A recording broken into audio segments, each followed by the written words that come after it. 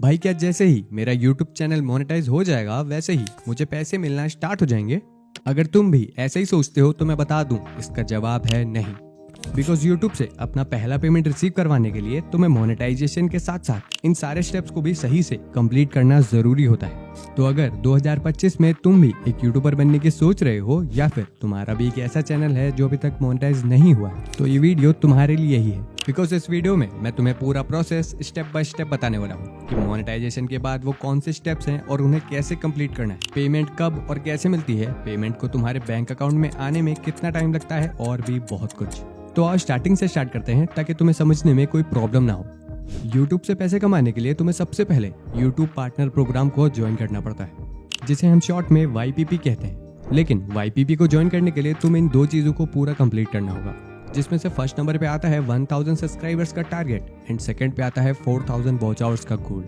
और अगर तुम्हारा एक शॉर्ट्स का चैनल है या फिर तुम लॉन्ग वीडियोस के साथ शॉर्ट्स भी अपलोड करते हो, तो तुम्हारे पास एक और ऑप्शन आ जाता है जिसमें तुम्हें 90 डेज के अंदर 10 मिलियन व्यूज का टारगेट कंप्लीट करना होता है। तुम्हें कंफ्यूजन ना हो इसीलिए आओ थोड़ा सा डिटेल में जानते हैं इसके बारे में। 10 मिलियन व्यूज इन 90 डेज वाला जो ऑप्शन तुम्हें मिलता है वो तुम्हें अपनी शॉर्ट वीडियो से ही कंप्लीट करना है। उसमें तुम्हारा एक भी व्यूज लॉन्ग वीडियो से काउंट नहीं होगा। फॉर एग्जाम्पल मान लो तुमने एक चैनल पे एक लॉन्ग वीडियो अपलोड की एंड साथ में एक शॉर्ट वीडियो भी अपलोड की। आफ्टर अ वीक तुम्हारी लॉन्ग वीडियो ने 1 million views and 500 subscribers gain किए एंड वही तुम्हारी शॉर्ट वीडियो ने 2 million views and 500 subscribers gain किए। तो अब जो हमारा 1000 सब्सक्राइबर्स वाला गोल था वो तो कंप्लीट हो जाएगा, बिकॉज यूट्यूब तुम्हारी शॉर्ट्स एंड लॉन्ग वीडियोस के सब्सक्राइबर्स को साथ में काउंट कर लेगा, लेकिन व्यूज को नहीं। लाइक जैसे ही तुम अपने अर्न सेक्शन में जाओगे तो तुम्हें यहाँ पे 2 मिलियन व्यूज तो कंप्लीट हुए दिखेंगे और यहाँ पे वो वॉच आवर काउंट दिखेगा जो तुम्हारी लॉन्ग फॉर्म वीडियो ने गेन किए थे। बिकॉज जैसे मैंने बताया था, यूट्यूब तुम्हारी लॉन्ग वीडियोस के वॉच आवर को और शॉर्ट वीडियोस के व्यूज को अलग अलग काउंट करता है। और हाँ, ये हमेशा याद रखना, 1000 सब्सक्राइबर्स एंड 4000 वॉच आवर्स तुम्हें 365 डेज के अंदर कंप्लीट करने होते हैं और इस 10 मिलियन व्यूज वाले ऑप्शन को 90 डेज के अंदर कंप्लीट करना होता है। और अगर तुम 1000 सब्सक्राइबर्स के साथ साथ इनमें से किसी भी ऑप्शन को साथ में कंप्लीट कर लेते हो तो तुम YPP ज्वाइन कर पाओगे। लेकिन YPP के लिए अप्लाई करने से पहले अपने चैनल पे ये जरूर चेक कर लेना कि कहीं तुम्हारे चैनल पे कोई कॉपीराइट स्ट्राइक या कॉपीराइट क्लेम तो नहीं आया हुआ है, बिकॉज इससे YPP रिजेक्ट भी हो सकता है। भाई क्या जैसे ही हम YPP ज्वाइन कर लेंगे तुरंत हमें पैसे मिलने स्टार्ट होने लगेंगे क्या? इसका जवाब है नहीं, बिकॉज इसके बाद भी तुम्हें काफी सारी चीजें कंप्लीट करनी पड़ती हैं। तो आओ जानते हैं उनके बारे में भी, लेकिन उससे पहले ये जानते हैं कि मोनेटाइजेशन के टाइम पे यूट्यूब की टीम हमारे चैनल पे क्या क्या चेक करती है। जैसे ही तुम मोनेटाइजेशन यानी यूट्यूब पार्टनर प्रोग्राम के लिए अप्लाई करते हो तो यूट्यूब की टीम तुम्हारे चैनल को रिव्यू करती है। रिव्यू करते टाइम वो कुछ चीजें तुम्हारे चैनल पे चेक करते हैं, तो आओ उनके बारे में भी जानते हैं। फर्स्ट, क्या तुम्हारे चैनल पे जो कंटेंट अपलोडेड है वो तुम्हारा खुद का बनाया हुआ है भी या नहीं, कहीं तुमने उसे डाउनलोड करके अपलोड तो नहीं किया है बस। सेकंड, कहीं तुम्हारे चैनल पे कोई एक्टिव कॉपीराइट क्लेम या कॉपीराइट स्ट्राइक तो नहीं है। एंड थर्ड, वो तुम्हारी मोस्ट वायरल वीडियो को अच्छे से चेक करते हैं। फोर्थ, कहीं तुमने क्लिकबेट करके व्यूज तो नहीं गेन किए हैं, लाइक टाइटल में कुछ और वीडियो में कुछ और। एक दो चीजें और चेक करने के बाद यूट्यूब की टीम ये डिसाइड करती है कि तुम्हारे मोनेटाइजेशन को अप्रूव करना है या नहीं। बाय द वे, इस पूरे प्रोसेस को कंप्लीट होने में 1 से 2 वीक का टाइम लगता है। वैसे अगर तुमने इनमें से किसी भी चीज को वॉयलेट नहीं की है तो 90% चांसेस हैं कि तुम्हारा चैनल इजीली मोनेटाइज हो जाएगा, वो भी 1 वीक के अंदर। कॉन्ग्रेचुलेशंस, तुम्हारा चैनल सक्सेसफुली मोनेटाइज हो चुका है, लेकिन अभी भी तुम्हें पैसे नहीं मिलने वाले।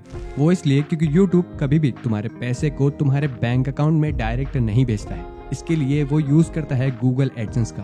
तो आओ जानते हैं गूगल एडसेंस अकाउंट बनता कैसे है और ये काम कैसे करता है। लेकिन उससे पहले आओ ये जानते हैं कि एडसेंस अकाउंट क्या रोल प्ले करता है यूट्यूब और हमारे बीच, और क्यों यूट्यूब चैनल बनाने के बाद तुम्हें एडसेंस अकाउंट बनाना जरूरी होता है। सिंपली बताऊं तो यूट्यूब हमारी वीडियो से जो रेवेन्यू जनरेट करता है उसे हमारे तक पहुंचाने के लिए एक प्लेटफॉर्म का यूज करता है जिसका नाम है गूगल एडसेंस। मैं जानता हूँ तुम्हारे मन में भी ये क्वेश्चन आ रहा होगा कि यूट्यूब डायरेक्ट हमें पे क्यों नहीं कर देता, वो एडसेंस का यूज क्यों करता है बीच में। इसे ऐसे समझो, मान लो एडसेंस एक बैंक अकाउंट है जो यूट्यूब से पेमेंट लेता है और हमें भेज देता है और बीच में टैक्सेस और कमीशंस काट देता है। इसीलिए एडसेंस के बिना हमारी अर्निंग मेंटेन करना, पैसे रिसीव करना या टैक्स को कैलकुलेट करना बहुत ही मुश्किल होता है। इसीलिए YouTube कभी भी डायरेक्ट पेमेंट हमें नहीं करता, वो गूगल एडसेंस को करता है और गूगल एडसेंस ये सारी कॉम्प्लेक्स चीजें कैलकुलेट करके हमें पैसे ट्रांसफर कर देता है। कॉम्प्लेक्स इसलिए बिकॉज जब भी कोई करेंसी किसी और देश में भेजी जाती है तो उस पर टैक्स लगता है। और ये बात तुम भी जानते हो कि YouTube एक अमेरिकन कंपनी है और हर देश का बॉन्ड हर किसी के साथ अलग अलग होता है और बॉन्ड ही ये डिसाइड करता है कि कौन सी कंट्री से कितना टैक्स लेना है, राइट?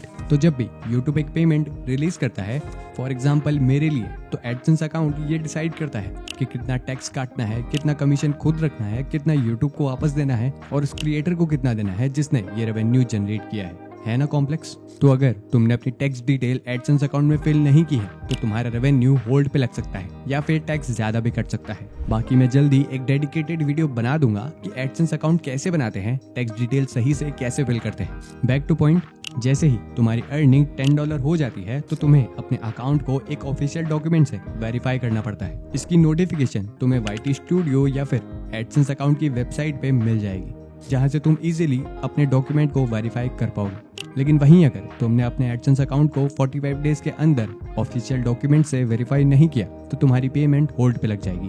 ओके, अब ये जानते हैं कि हमारी पेमेंट एडसेंस अकाउंट से हमारे बैंक अकाउंट में ट्रांसफर होने में कितना टाइम लगाती है। फॉर एग्जाम्पल, मान लो मेरा चैनल फुल्ली मोनेटाइज है और आज 1 जनवरी है, तो YouTube 31 जनवरी तक वेट करेगा और ये काउंट करेगा कि 1 जनवरी से 31 जनवरी तक मेरा टोटल रेवेन्यू कितना जनरेट हुआ है और वो मेरे एडसेंस अकाउंट में भेज देगा। लेकिन ये रेवेन्यू पूरा काउंट करने के लिए YouTube को थोड़ा टाइम लगता है, जो अराउंड 7 to 16 डेज के बीच में होता है। इसे ऐसे समझो, मान लो जो 1 जनवरी से 31 जनवरी तक पेमेंट हमारी YouTube के पास है, उसे YouTube अच्छे से काउंट करेगा एंड 7 से 16 फरवरी तक हमारे गूगल एडसेंस अकाउंट में भेज देगा।